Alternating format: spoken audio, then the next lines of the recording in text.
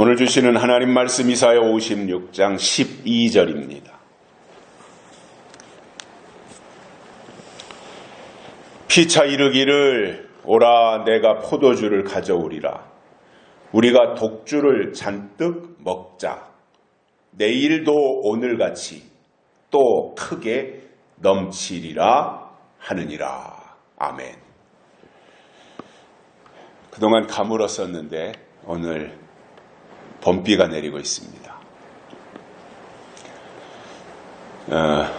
이 비로 인해서 땅에서는 싹을 틔우고 또 나뭇가지에는 움이 돋는 그러한 단비가 되리라고 봅니다. 그 사람이 어떤 사람인지 알기 위해서는 그가 하는 말을 몇 마디 들어보면 알 수 있습니다. 기본적인 말투를 보면 경상도 출신인지 아니면 충청도인지 강원도인지 호남인지 그의 출신지가 어디인지를 몇 마디 말을 들어보면 금세 알 수 있습니다.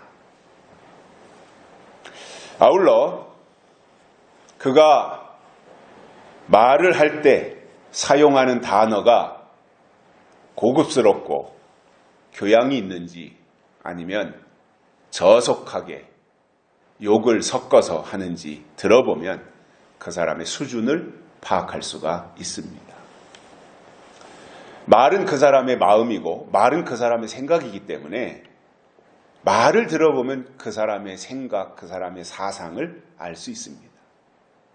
신앙적으로도 그 사람이 하는 대화를 들어보면 그의 신앙이 어떤 신앙인지 알 수 있습니다. 또 세상에서도 친구들을 만나든 사람들을 만나서 몇 마디 해보면 정치적인 성향이 보수인지 진보인지 아니면 주사파인지 이것을 금세 알 수가 있습니다. 말이 그만큼 중요하다는 것입니다. 특히 하나님의 일을 하는 파수꾼들은 말을 잘해야 하고 무엇보다도 예의를 갖춰서 수준 있는 단어를 사용해야 됩니다. 설교자들은 그래야 된다고 저는 생각을 합니다. 예를 든다면 설교는 하나님의 말씀이라고 하면서 수준이 낮은 단어를 사용한다든가 아니면 나이가 설교하는 그 사람보다 청중들이 거기 앉아있는 사람들이 훨씬 더 나이가 많은 분들이 계신데도 불구하고 번번이 반말을 한다든가 한다면 그것은 이미 파수꾼으로서의 자격을 상실한 것입니다. 앞에서 일하는 사람들은 행동도 잘해야 하지만 말하는 것에 있어서도 품격이 있어야지 함부로 말을 한다면 그것은 하나님의 종이 아니라는 말입니다. 우리가 지난주에는 파수꾼들이 탐욕이 심해서 족한 줄을 알지 못하고 몰각하며 하나님이 제시하신 길로 가는 것이 아니라 자기 길로 돌이켜서 어디 있든지 자기 이익만 도모하는 사람들이 파수꾼들이다 이렇게 말씀을 들었습니다. 오늘 본문에 보면 파수꾼들이 하는 말에 대한 내용입니다. 파수꾼들이 어떤 말을 하는지, 파수꾼들이 무슨 말을 하는지 이 언어에 대한 이야기인데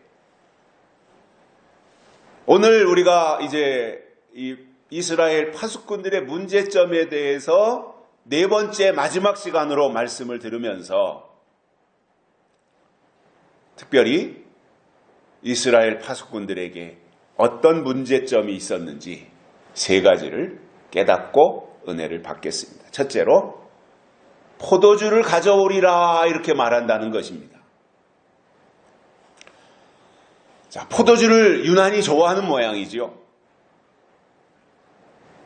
중국 영화에 취권이라는 영화가 있어요. 취했을 때 나오는 권법이라는 거예요. 비척비척하면서도 상대방을 공격하는, 그래서 취했을 때, 술에 취했을 때, 그래서 취권을 하는 그 영감님은 손에다가 호리병을 들고 그 호리병 속에 술이 있어가지고 그것을 한 모금 마시고는 피척거리다 상대방을 공격해서 이기는 그 영화가, 중국 영화가 좀 허황되지만 본 기억들이 있는데, 자, 술을 좋아한다 또는 포도주를 좋아한다라고 하는 것은 그가 영적인 것을, 하늘의 것을 추구하기보다는 땅에서의 즐거움을 찾고 있는 사람이다라고 하는 것을 알 수 있습니다. 포도주와 관련해서 성경의 내용을 보면 굉장히 긍정적인 측면에서 설명하는 것과 부정적인 측면에서 설명하는 것이 동시에 있습니다. 성경에서 포도주와 관련해서 나오는 대표적인 것을 보면 가나 혼인잔치에서 물이 변하여 포도주가 된 것입니다. 그래서 예수님이 물이 변해서 포도주가 한 내용, 또는 보리떡 5개와 물고기 2마리로 5,000명을 먹인 내용, 이 내용들을 성경에서 우리가 볼 수 있는데, 오병이어가 양적인 변화를 설명한 것이라면 물로 맛 좋은 포도주를 만든 것은 질적인 변화를 의미합니다. 오늘 우리가 이 말씀을 들으면서 정확하게 구분하고 가야 할 것이 있습니다. 그게 뭐냐면 번역상, 이 성경을 번역할 때 번역상, 우리나라 성경은 그냥 일반적으로 포도주 이렇게 설명을 했는데, 사실은 포도주와 포도즙으로 구분했어야 됩니다. 포도주와 포도즙은 똑같은 포도송이에서 나온 것이지만 전혀 다른 것입니다. 그러면 예수님이 혼인잔치에서 제공한 포도주는 사실은 포도즙입니다. 그러면 이 둘의 차이가 뭐냐 하면, 포도주는 포도 열매를 수확해다가 누룩을 넣어서 발효시킨 거예요. 누룩이 들어간 거예요. 이거는 포도주가 되는 거죠. 그러나 포도즙은 포도 열매를 가져다가 즙을 짜낸 포도 주스라는 말입니다. 성경에서 포도주를 금지하는 이유가 있습니다. 모세 때 이스라엘 백성들이 출애굽을 하지요. 그때 유월절을 지킵니다. 유월절을 지키면서 누룩이 들어가지 아니한 떡, 무교병을 먹고, 그리고 이스라엘 백성들에게 말씀하신 것이 너희 집 안에서 모든 누룩을 다 제거하라, 이렇게 말씀하셨습니다. 즉 출애굽을 하는 데 있어서 출애굽할 때 가장 먼저 해야 되는 일이 뭐였냐면 누룩을 제거하라는 거예요. 빵을 먹을 때도 누룩이 들어가지 않은 빵을 먹어야 된다 이거예요. 그러니까 애굽에 있을 동안에는 누룩이 들어간 빵을 먹었고 누룩이 들어간 포도주를 먹었을지라도 이제부터 출애굽한 이후에는 누룩이 들어가지 아니한 무교병을 먹어야 되고 누룩이 들어가지 않은 포도즙을 먹어야지 누룩이 들어가면 안 된다, 이것을 강조하고 계신 것입니다. 그래서 그렇게 그 마음으로 그 말씀에 의지해서 유월절을 지키고 애굽을 떠났습니다. 그래서 그 이후에는 유월절을 지키고 출애굽을 한 이후에는 이스라엘 내에는 누룩이 있으면 안 됩니다. 그런데 그렇게 해서 출애굽하고 광야 생활을 거치고 가나안 땅에 들어가고 오랜 세월을 거쳐서 이제 때가 되어서 예수님이 이 땅에 오셔서 드디어 공생애를 시작하는 첫 자리에서 물로 포도주를 만드는데 예수님이 누룩이 들어간 포도주를 만드셨다는 것은 말이 안 되는 겁니다. 이거는 이미 앞에서 너희가 이제 출애굽해서 가나안 땅에 들어가야 되는데, 그래서 새로운 삶을 살아야 되는데, 그러기 위해서는 너희 집 안에서 너희 마음속에서 누룩과 관련된 것은 다 없애야 된다, 이 말씀을 하시고 거기서부터 출발해서 홍해도 건너고 광야도 건너고 요단도 건너고 가나안 땅에 들어갔고 이렇게 삶이 이어져 왔는데, 예수님이 오셔가지고 거기에다가 누룩이 들어간 포도주를 제공했다는 것은 말이 안 되는 거예요. 바울은 고린도전서 5장 7절에서 너희는 누룩 없는 자인데 새 덩어리가 되기 위하여 묵은 누룩을 내어버리라, 이렇게 말씀하셨습니다. 누룩은 부풀게 하는 겁니다. 어렸을 때 어머니가 빵을 만들어 주셨거든요. 집에서 초등학교 다니고 중학교 다니고 할 때 빵 만드는 요만한 틀이 있어가지고 네모진 거, 그래서 빵 반죽을 해가지고 그걸 이제 그 틀 속에다 넣으면 전기에다 꽂아놓고 좀 있으면 빵이 만들어지는 거죠. 그러니까 밀가루를 반죽할 때 거기다가 빵을 부풀게 하는 누룩, 그때는 이스트라 그랬는데 그 누룩을 넣어 놓으면 이것이 시간이 감에 따라서 이렇게 부풀어요. 그리고 누룩이 들어가야 빵 맛이 좋아요. 먹기에도 부드럽고. 그러나 사실은 그 자체가 뭐예요? 누룩이 들어갔다고 하는 것은 변형되었고 변질된 겁니다. 그것이 아직 시간이 오래 가지 않아서 약간의 변질로 인해서 우리가 먹어도 배탈이 나지 않는 정도인 것이지, 사실상 누룩이 들어간 것은 변질시키는 겁니다. 그래서 하나님은 하나님의 백성들에게 누룩을 금지한 것은 에덴 동산에서 선악과를 금지한 것과 똑같은 겁니다. 그래서 누룩이 들어가지 않은 떡을 먹어야 된다, 무교병을 먹어야 된다라고 하는 것은 선악과입니다. 누룩을 금지한 겁니다. 그런데 다시금 누룩을 먹어도 된다라고 허용하는 말을 한다면 그것은 뱀의 소리에 불과하다라는 겁니다.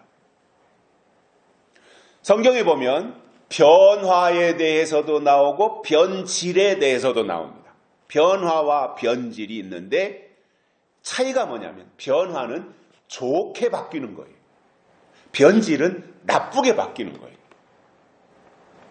그래서 기독교가 말하는, 우리가 예수를 믿고 말하는 내용은 변화이지 변질이 아닙니다. 우리는 예수님 안에서, 하나님 안에서 점진적으로 변화되어 가는 겁니다. 그래서 궁극적으로 변화체의 단계까지 가야 되는 것을 성경은 말씀해 주고 있습니다.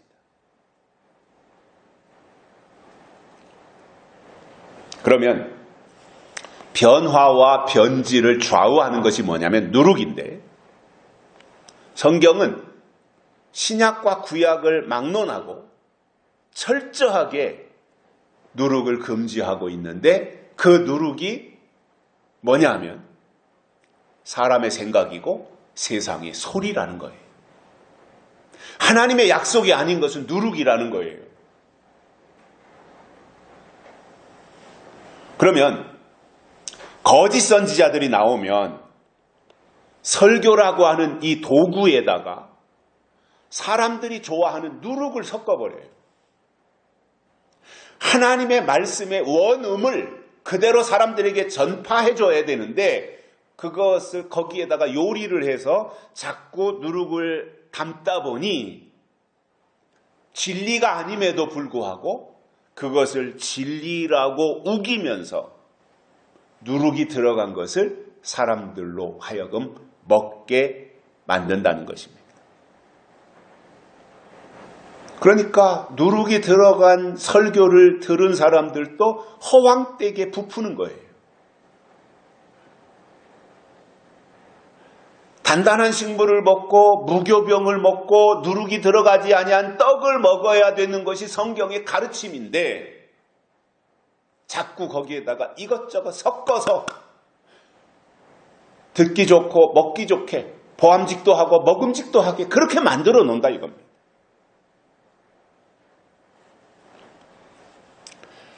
잠언 20장에서 솔로몬이 이렇게 말합니다. 포도주는 거만하게 하는 것이요. 자, 이게 정의입니다.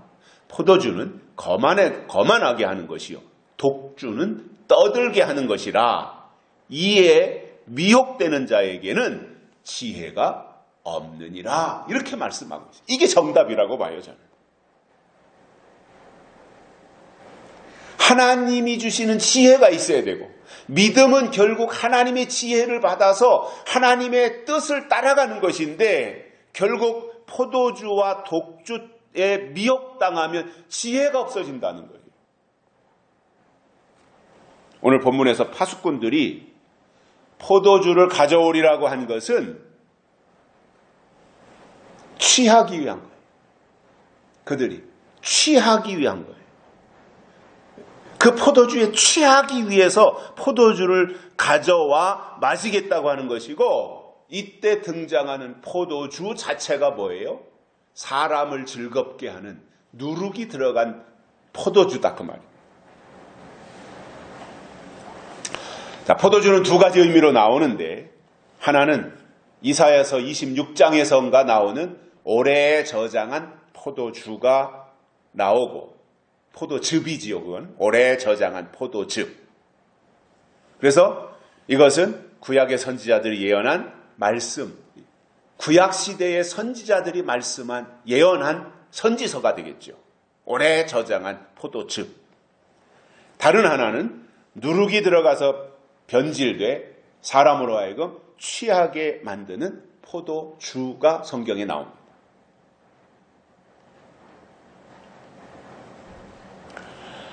그래서 오래 저장한 맑은 포도즙을 마실 때 하나님의 영이 그에게 임해서 썩지 않을 몸으로 변화체가 될 수 있는 겁니다. 내 힘으로 되는 것이 아니라 맑은 포도즙이 우리 안에 들어오면 좋게 변화된다 그 말입니다. 포도즙은 은혜를 말하는데 은혜 시대에 주신 은혜는 당연히 아무 문제가 되지 않아요. 예수님이 오셔서 은혜 시대가 시작이 되었는데 은혜 시대에 주신 은혜는 아무런 문제가 되지 않습니다. 다만 시간이 오래 지나면서 2000년이라고 하는 시간이 지나면서 하나님이 주신 은혜에다가 사람들이 자꾸 누룩을 첨가시키는 거예요. 사람들이 듣기 좋은 말을 하게 되는 거예요. 그러다 보니 거기에 율법이 섞이고 은혜는 은혜로 가야지. 이미 구약의 율법을 끝내고 예수님이 오셔서 은혜가 시작이 되었다면 은혜로 가야 되는데 어느 순간에 가니까 은혜가 율법과 손을 잡고 은혜와 율법이 섞이더라 말이에요. 그러면 시대는 은혜 시대의 끝자락에 왔는데 끝자락에 와서 은혜가 율법과 섞이니까 시대는 은혜 시대인데 실제로 내용은 율법이 되는 거예요. 그리고 거기에 또 기복신앙까지 섞어버려요. 율법만 섞은 것도 심각한 문제가 되는데 기복신앙이 거기에 같이 첨가됩니다. 그렇게 되면 완전히 원래의 본질과는 다르게 변질되는 것이고요. 그것으로 취하게 만드는 거다 그 말입니다. 계시록 17장 2절에 보면 음행의 포도주에 취한 내용이 나옵니다. 음행의 포도주. 그래서 땅의 임금들과 왕들이 큰 음녀의 미혹에 빠지는 거예요. 큰 음녀가 이제 바벨론인데 그 바벨론의 미혹에 빠져서 변질된 포도주에 취한 것과 똑같다라는 겁니다. 그러니 음행의 포도주에 취한 것이나 큰 바벨론에 의해서 변질된 포도주에 취한 것이나 똑같다라는 겁니다. 저는 지금까지 살아오면서 단 한 번도 취해본 적이 없어요. 그러다 보니 취했을 때의 기분을 저는 알지 못합니다. 정말 취하면 횡설수설하는지, 정말 취하면 걸음걸이가 갈짓자로 왔다 갔다 하는 건지 저는 경험해보지 못했기 때문에 알지 못합니다. 그러나 주변에서 취한 사람들을 보면 걸음을 걸을 때도 똑바로 걷지 못하고 비틀거리고 말을 해도 횡설수설 무슨 말을 하는지 알 수가 없을 정도가 되고, 또 너무 취해버리니까 자기 앞에 닥칠 위험이 뭔지도 인지하지 못하는 상태가 되더라는 거예요. 제가 초등학교 다닐 때 저희 집에서 초등학교 옆으로 내려오면 웬만한 냇가, 시냇물이 흐르는 냇가가 있었습니다. 그래서 어렸을 때는 집에 수도도 없고 또 우물도 없으니까 어머니가 빨래하실 때는 그 시냇물로 빨랫감을 가지고 오셔서 세탁을 하시는데, 하루는 제가 한 5학년 때나 6학년 때쯤 됐을 때인데 길을 가는데 이쪽 학교 초등학교에서 이쪽 개울 건너 동네를 가려면 물이 있으니까 빠져야 되잖아요. 그래서 이만한 돌을 갖다 놓고 징검다리를 놔서 이제 아이들이 왔다 갔다 학교에 다니도록 해놨는데, 그 징검다리에 그 옆 동네에 사시는 분이 엎어져 계신 거예요. 우리 어렸을 때야 그분들의 나이가 뭐 그때만 해도 이제 할아버지라고 불렀겠지만 사실은 지금 돌이켜보면 뭐 60도 안 됐을 나이거든요. 그분들의 자식들을 돌이켜볼 때 50 조금 넘거나 이 정도 나이인데 그분이 엎드려가지고 보니까 얼굴에서 피가 흐르고 있는 거예요. 다가가 보니까 술이 취해가지고 징검다리를 건너가 넘어진 거예요. 건너다가 미끄러져가지고. 그리고는 넘어지면서 아마 거기에 유리가 깨진 게 있었는데 거기 얼굴이 닿아가지고 요 입 옆에 이 얼굴이 유리병 깨진 거에 닿아서 거기가 찢어져가지고 피가 흐르는 거 있죠. 그러니까 이 정도가 되면 어떻게 되겠습니까?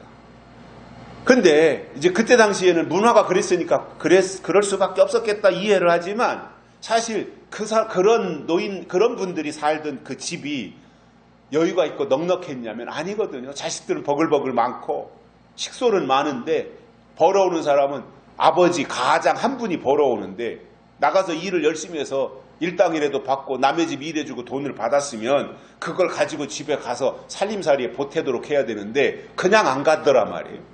꼭 일 끝나고 저녁에는 대포집에 들려가지고 막걸리라도 잔뜩 먹고 취해가지고 비쩍비쩍 가니 자기가 하루에 번 돈을 다 집에다 갖다 줘도 부족할 텐데 그 중에 일부는 또 자기가 술 먹는 데 쓰고 조금 갖다 주니까 그 집이, 가정이 피어날 수가 없는 거지요.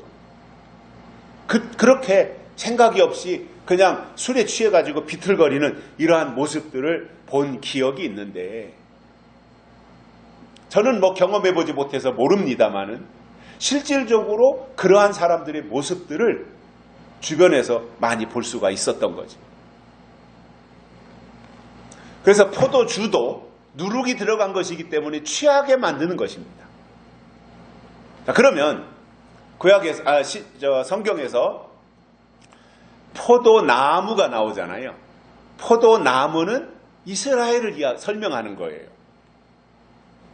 그리고 포도나무의 열매, 그 포도송이로 포도즙도 만들고 포도주도 만들 수 있는데, 이 중에서 포도주에 취한다고 하는 것은 세상 연락에 빠진다 말입니다. 세상 재미에 취한다 말입니다.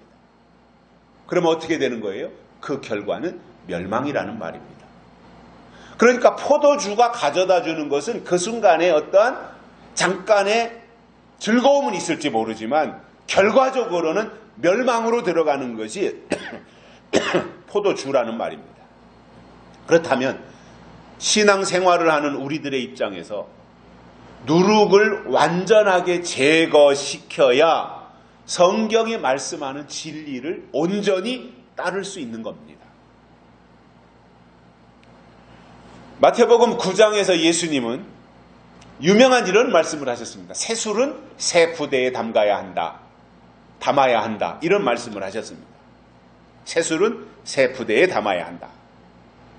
그러니까 새술, 새 부대 이렇게 구분해 볼 때 먼저 술을 수식하는 새술을 할 때 그 새는 시간적으로 새롭다는 뜻이에요.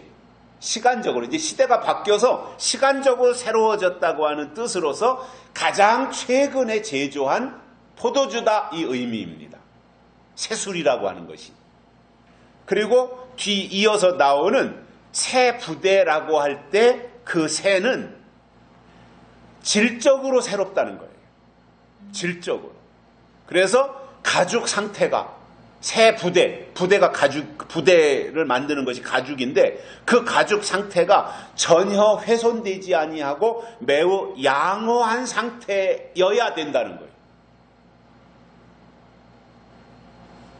예수님은 새로 시작하는 가르침과 그의 나라는 형식과 전통의 종교인 유대교가 아니라 새로운 조직에다가 담아야 된다 그 말씀을 하시는 거예요. 같은 원리로 하나님이 때를 따라 주시는 영은 새로운 심령의 가죽 부대에다가 담아야 한다고 하는 것을 강조하신 것이고 하나님이 주시는 새 포도주의 새 역사는 묵은 조직에 담으면 안 되고 새로운 조직에다가 새 약속을, 새 말씀을, 새 포도주를, 새 술을 담아야 된다 그 말씀을 하시는 거예요. 제가 우리 교회 주보를 만들면서 맨 앞부분에다가 써놓은 것이 있습니다. 뭐 영어로 써놨습니다마는 새 시대, 새 교회, 새 사람 이렇게 주보에다가 써놨어요. 새 시대, 새 교회, 새 사람. 제가 성경을 보면서 느낀 것이 하나님의 뜻이 이거구나. 하나님이 새 시대를 우리에게 주시니까 우리가 새로운 가죽부대, 새 교회가 되어야 되고 우리 사람의 심령이 하나님의 말씀이 들어오고 하나님의 영이 우리 속에 오시니 우리의 심령이 묵은 가죽부대가 아니라 새 가죽부대가 되어야 되겠다. 그래서 새 시대, 새 교회, 새 사람 이것을 주보에다가 적어놓고 이것을 우리가 바라보고 가야 되겠다 이러한 생각을 가지게 되었던 것입니다. 그러면 하나님이 나타내시려고 예비하신 하나님의 뜻은 어느 날 하늘에서 뚝 떨어지는 것이 아니라 반드시 이 성경을 통해서 나와야 그게 하나님의 뜻입니다. 성경이 아니라 기도하다가 받은 계시는 그 사람의 주관적인 것입니다. 그리고 그 사람의 개인적인 것입니다. 그리고 그 사람의 개인적인 사명과 관련 있을 수 있습니다. 그러나 시대마다 나타나는 하나님의 뜻은 반드시 캐논, 성경을 통해서 나와야 하는 것입니다.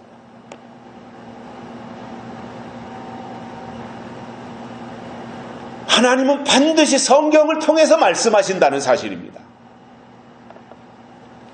하나님의 뜻은 반드시 성경에서 나와야 한다는 것입니다.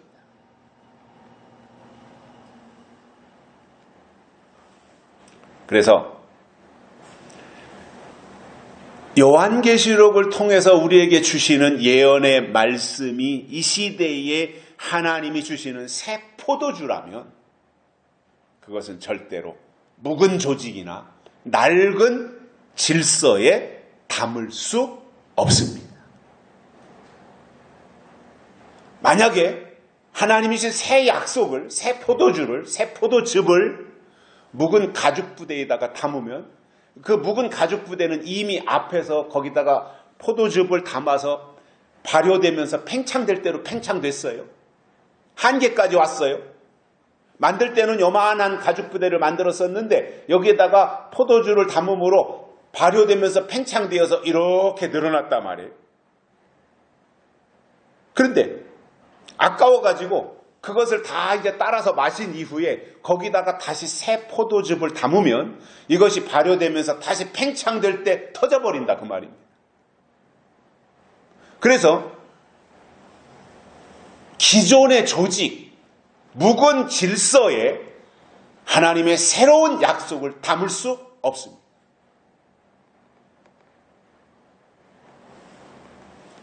반대로 변질된 채로 오래 묵은 포도주를 새 가죽 부대에다가 담는다면 그것은 그 사람은 제정신을 가지고 있다고 볼 수가 없을 것입니다.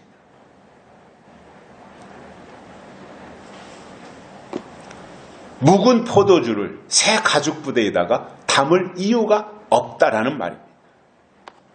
여러분, 요즘 신앙생활 하는 사람들이 왜 하나님이 때를 따라 주시는 약속의 말씀을 받아들이지 않고 거절하는지 아십니까? 왜 그럴까? 왜 이게 하나님이 주시는 말씀인데 왜 사람들이 받아들이지 않고 거부할까? 그런 생각 해보실 거 아니에요? 왜 그럴 것 같습니까? 저는 이렇게 봅니다. 대부분의 신앙생활하는 사람들이 누룩이 들어가서 변질된 포도주에 익숙해졌어요. 그러다 보니 새 포도주를 제시하면 입맛에 맞지 않는 거예요. 이상하다라고 생각하는, 맛이 이상하네 이건. 이렇게 생각하는 거예요. 묵은 포도주에, 변질된 포도주에 익숙해지다 보니 새 포도즙이 입맛에 맞지 않는 거예요.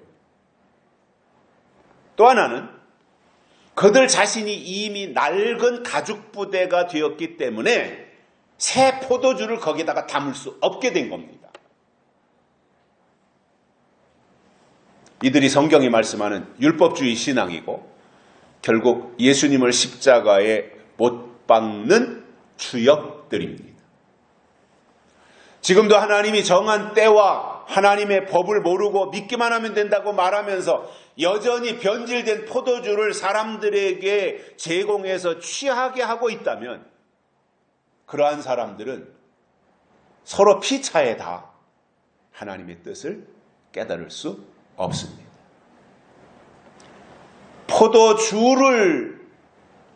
포도주에 비중을 두고 가는 사람들은 그 사람들이 파수꾼이 되었든 또는 파수꾼의 영향을 받는 사람들이었든 양쪽 다 하나님의 뜻을 깨달을 수 없다라는 말입니다. 두 번째로는 독주를 잔뜩 먹자 이렇게 말하는 거예요. 독주는 독한 술입니다. 저는 모릅니다만은 사람들이 그러더라고요. 독한 술을 말하면 고량주다 그러더라고요. 아마 50도 60도 되나 보죠. 고량주의 그 알코올 농도가.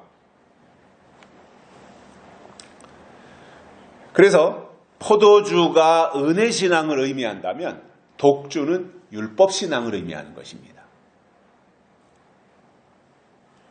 우리가 신앙생활을 하고 있는 입장에서 우리의 신앙이라고 하는 것은 점점점 새로워지는 거예요. 그리고 새 것을 향해 나아가는 거예요. 옛사람은 벗어버려야 되고 새 사람을 입어야 되는 것이 우리의 신앙이에요. 그런데 그것이 유일해적으로 한 번에 끝나는 것이 아니라 점진적으로 계속해서 우리의 낡은 옷 또는 낡은 습관, 낡은 생각, 타성에 젖어서 생활했던 어떤 신앙생활 이런 것에서 탈피하면서 점점 새로워지는 것이 신앙생활이다라는 거예요. 그런데 독주라고 하는 것은 때가 지난 것입니다. 그것은 취하게 하고 병들게 하고 망하게 하는 것입니다. 그리고 독주를 잔뜩 먹는다고 하는 것은 땅의 것에 완전히 취해가지고 거룩한 것을 상실한 상태. 이렇게 되니까 하나님을 향해 가는 길을 올바로 찾지 못하게 되는 겁니다. 하나님이 가로막아서가 아니라 본인이 취해 있기 때문에 그 길을 찾을 수가 없게 되는 것입니다. 민수기에 보면 하나님이 나실인을 세우실 때 철저하게 금지한 것이 있는데 그 중에 하나가 포도주와 독주를 마시지 말라 이렇게 하셨습니다. 그러니까 나실인에게 포도주와 독주를 마시지 말라고 한 것은 민수기 시대에 살았던 나실인들에게 주신 하나님의 선악과였던 것입니다. 마찬가지로 파수꾼들은 하나님의 뜻을 바라보고 하나님 중심으로 가야 되는데 포도주와 독주에 취해 있다면 하나님의 일을 온전히 할 수가 없습니다. 제 친구들 중에도 굉장히 술을 좋아하는 친구들이 있어요. 앉으면 술이에요. 점심 먹으러 가도 술, 저녁 먹으러 가도 술. 저는 밥을 먹으러 가는데 점심을 먹든 저녁을 먹든 그 친구들은 술을 먹으러 가요. 술을 먹기 위해서 밥을 먹는 거예요.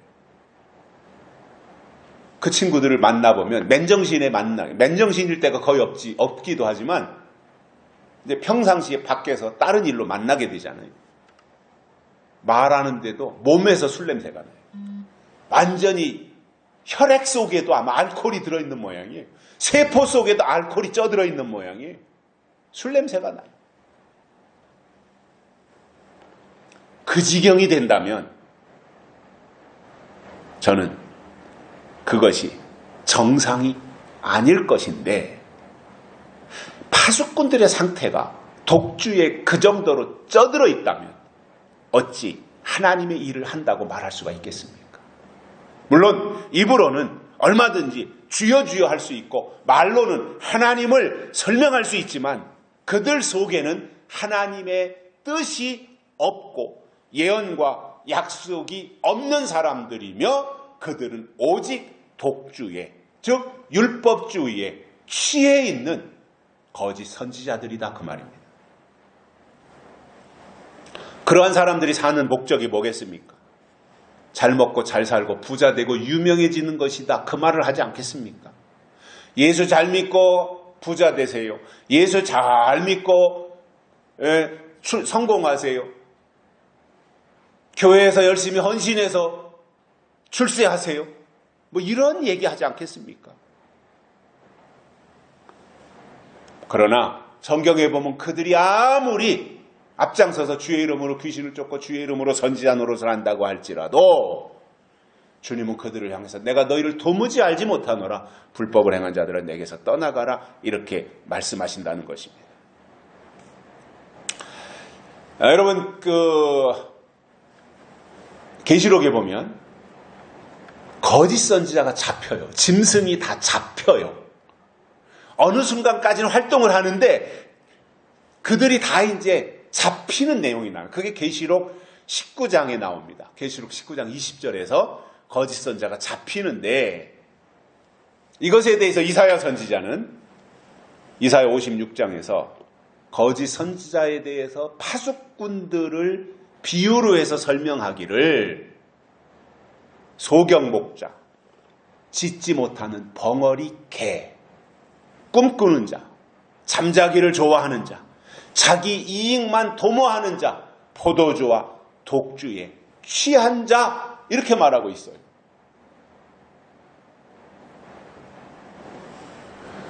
미가 선지자는 예수님이 재림하실 때가 되면 거짓 것을 예언하는 자들을 선지자로 삼는다 이렇게 말씀했어요. 미가 선지자가 미가 2장 11절에서 그렇게 말씀했어요. 거짓 것을 예언하고 거짓말이 뭐가 좋아요? 한두 번은 속을 수 있겠지만 한두 번 속고 나서는 정신을 바짝 차리고 이제 내가 거짓말에 속지 말자, 가짜 뉴스에 속지 말자, 이렇게 하면서 정신을 가다듬고 그리고 경계심을 높이는 것이 정상이지 않겠습니까? 그런데 그저께도 거짓말에 속고 어제도 거짓말에 속고 오늘도 거짓말에 또 속고 내일도 거짓말에 또 속고, 그 사람은 바본 거지요. 한두 번 당하면 자기를 보호하기 위해서 경계심이 발동돼야 되지 않겠어요? 주의력이 집중돼야 되지 않겠습니까? 그래서 미가 선지자 때 살았던 사람들, 이스라엘 사람들이죠. 그 사람들이 나타낸 반응이 뭐냐면, 참 선지자를 향해서는 예언하지 마세요, 이렇게 했어요. 참 선지자들을 향해서.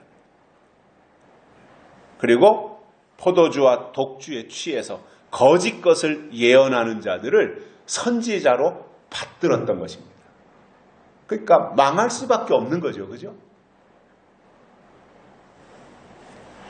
저희 아버지께서 오래전에 이런 말씀을 하셨습니다. 모든 죄는 다 교회에서 나갔다. 모든 죄는 다 교회에서 나갔다. 즉, 교회에 없는 죄는 세상에도 없다. 다시 말하면 세상의 문제는 곧 교회의 문제였다, 그 말인 것입니다. 교회는 세상의 머리인데 교회가 잘못하니까 세상이 잘못하고, 교회가 거짓 것을 말하니까 세상이 거짓말을 한다, 그 뜻입니다. 이렇게 되면 이사야 선지자의 예언처럼 악을 선하다 하고 선을 악하다 하며 흑암으로 광명을 삼고 쓴 것으로 단 것을 삼으며 단 것으로 쓴 것을 삼는 그들에게 화 있을진저, 이렇게 말씀했습니다. 마지막 때 현상 중에 하나는 진리와 비진리를 뒤집어 놓습니다. 진리가 비진리처럼 인식되고 비진리가 진리처럼 되는 이상한 현상이 나타난다는 것입니다. 또 옳은 것과 그른 것의 가치가 무너진다는 거예요. 이게 마지막 때 현상 중에 하나입니다. 저는 그 영향을 어디에서 찾느냐 하면 포스트 모더니즘의 영향이라고 봅니다. 포스트 모더니즘이라고 하는 것은 파괴주의입니다. 파괴주의. 그동안 진리라고 생각했던 모든 것을 다 파괴시키고 이제 백지 위에서 진리를 다시 찾아가자, 그 말입니다. 성경과 완전히 배치되는 주장인 겁니다. 성경은 오래전부터 하나님이 주신 진리를 지금도 여전히 지키고 사수하라고 하는 것이 성경의 가르침입니다. 그런데 포스트 모더니즘 주의자들은 그 모든 진리를 다 파괴시키자. 교회가 말하는 진리, 성경이 말하는 진리까지도 다 파괴시키고 진리를 다시 쓰자, 이 말입니다. 그 영향이 오늘 이 시대 사람들에게 파고 들어가서 진리와 비진리를 바꿔놓는 그러한 일들이 벌어지고 있다라고 저는 생각을 하고 있습니다. 그러면 파수꾼들이 그때나 지금이나 배울 만큼 배우고 알 만큼 아는 사람들인데 왜 이 지경이 됐겠냐라는 거예요. 그 이유는 한 가지입니다. 어둠에 사로잡혔기 때문에 분별력을 상실한 거예요. 영이 어두워진 거예요. 음부의 권세가 사로잡고 있는 거예요. 예수님이 이 땅에 초림하심으로 구약시대가 끝난 것처럼 신약도 끝이 있잖아요. 영원한 게 없잖아, 이 세상은. 한 시대가 가면 한 시대가 오는 거지 않습니까? 그러면 예수님이 오심으로 구약이 끝나고 신약이 시작된 것처럼 어느 순간이 되면 신약이 끝난다고 하는 것을 우리가 알 수 있는데, 신약이 끝난다, 신약 시대가 끝난다라고 하는 것이 뭐냐면 교회 시대가 끝난다, 그 말과 똑같은 내용인 겁니다. 그렇다면 지금 진행되고 있는 하나님의 일을 사람들에게 알려줘야 되고, 이런 과정과 이런 절차를 거쳐서 신약이 끝이 나고 이후에는 이러한 일들이 일어날 것이다라고 하는 것을 성경의 예언을 통해서 알려줘야 되는데, 그것에 대해서는 입 다물고 있고 엉뚱한 말만 하고 있다고 하는 것은 성경을 모르고 하나님의 뜻을 모르기 때문이라는 거예요. 자, 그래서 거짓 선지자가 나오면 신앙적으로는 율법신앙으로 후퇴합니다. 그리고 땅의 것을 쫓아가도록 방향을 틀어놓습니다. 하늘의 것을 바라보게 한다든가 영적인 것을 사모하게 한다든가 이런 것은 없습니다. 다 땅의 것으로 향하도록 방향을 딱 바꾸는, 이것이 거짓 선지자들이 나오면 하는 일이에요. 그러면 거짓 선지자들이 그렇게 되는 이유가 뭐겠습니까? 바로 독주에 있는 것입니다. 즉 율법신앙에 의해서 하나님의 새로운 뜻을 발견하지 못하기 때문에 그렇게 된다, 그 말입니다. 세 번째로는 내일도 오늘같이 크게 넘치리라고 말을 한다는 겁니다. 그러니까 현재 그들이 누리고 있는 편안함이나 취하는 것이나 안락함이나 그들이 생각하는 안전하다, 평안하다, 안전하다라고 생각하는 그것이나, 이것이 오늘도 내 것이고 내일도 이어지고 모레까지도 유지될 것이라고 이렇게 착각하고 산다라는 거예요. 그러니까 내일도 오늘처럼 크게 넘치리라 이렇게 착각하고 산다라는 말입니다. 그러니까 그들은 평상시에도 포도주에 취해 있고 독주에 취해서 살아가고 있는데, 내일 또 오늘처럼 취하자고 하니까 그런 파수꾼들이 때에 관심이 있겠으며 하나님의 뜻에 관심을 가질 이유가 없잖아요. 그 사람들이 무엇을 분별할 수 있겠냐라는 말입니다. 그러니 그러한 사람들 속에 환란이 오는 것에 대해서 관심이 없고, 환란이 코앞에 다가와도 그것이 환란인 줄 알 수 없는 만취 상태라는 겁니다. 제가 분명하게 말씀을 드리는데, 파수꾼이라고 하는 이름을 가지고 있으면서 땅의 얘기만 한다면 그는 하나님이 세운 파수꾼이 아닙니다. 요한계시록 9장에 등장하는 황충이와 마병대는 거짓 선지자와 적그리스도라고 하는 이름으로 나타나는데, 계시록 9장에서 5째 나팔에 등장하는 황충이, 6째 나팔에 등장하는 마병대, 이 두 가지가 등장해서 활동하는 기간을 대환란이다, 이렇게 성경은 강조하고 있습니다.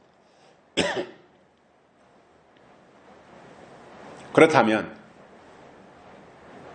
환란이 무엇인지 알기 위해서는 계시록 9장으로 들어가서 황충이와 마병대가 하는 일이 무엇인지 알면 대환란을 알 수 있어요. 그것에 대해서 조금 이해를 더 넓히려면 마태복음 24장에 가서 계시록 9장하고 연결시켜보면 대환란이라고 하는 것이 무엇이고 어떤 형태로 나타나고 그것을 어떻게 우리가 이겨낼 수 있는지를 알 수 있게 됩니다. 그런데 요새 교회에서 이런 설교를 하느냐 말이에요. 대환란에 대한 설교를 하냐 말이에요. 황충이에 대해서, 마병대에서 그런 설교하면은 시대에 뒤떨어진 아주 좀 이 수준이 낮은 사람들이 하는 내용으로 생각해요. 사실은요, 잘 먹고 잘 살으라고 하는 사람들이 형편없는 수준을 갖춘 사람들입니다. 때가 지나간 것만 말하는 사람은요, 수준이 낮은 사람인 거예요. 앞으로 될 일을 말하고 예언의 말씀을 말하고 약속을 말하고 하나님이 하실 일을 말하고 장래사를 말하는 것이 정말 수준과 실력을 갖춘 사람들인 겁니다. 그런데 사람들이 귀가 어둡고 분별력이 없다 보니 그렇게 그냥 치부해 버리는 거예요.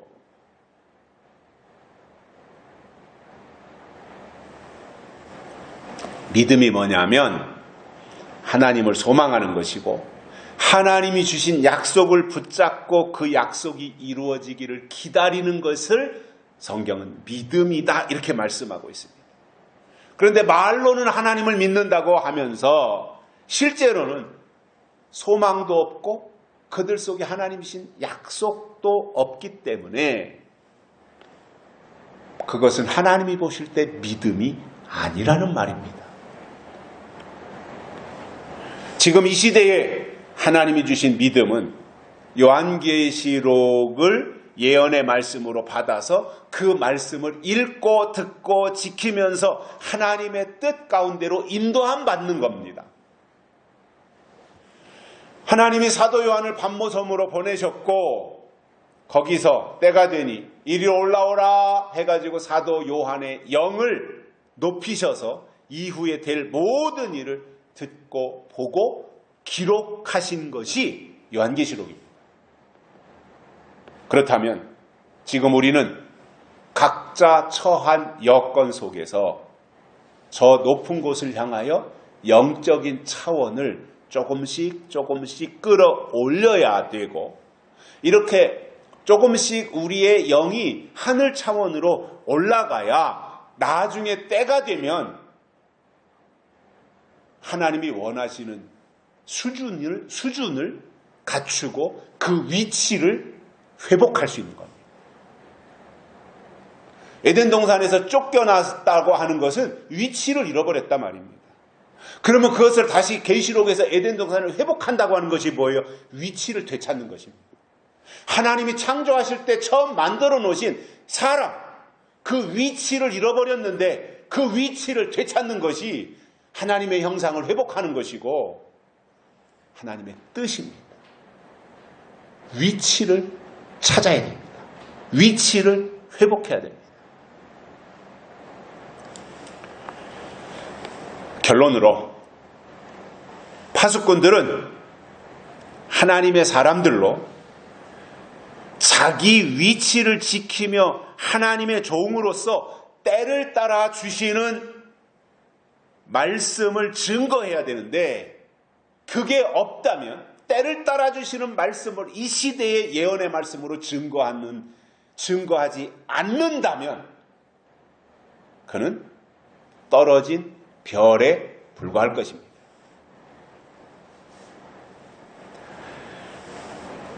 그럼에도 떨어진 별은 절대로 자기가 떨어졌다고 하는 말을 안 하고 여전히 자기를 별이라고 종이라고 파수꾼이라고 위장하고 나타나기 때문에 여러분들이 꼭 하셔야 할 일이 있습니다. 성경을 통해서 교회를 보고 이 교회가 성경대로 가느냐, 이 시대에 맞게 시대적인 방향에서 성경에 맞게 가느냐, 교회를 봐야 되고 다음으로는 설교하는 종이 하나님께 속했냐, 하늘에 속했냐, 땅에 속했냐 이것을 잘 살피면서 그 교회가 또는 그 설교하는 종의 소속이 어디인지 이것을 분별해 내야 합니다.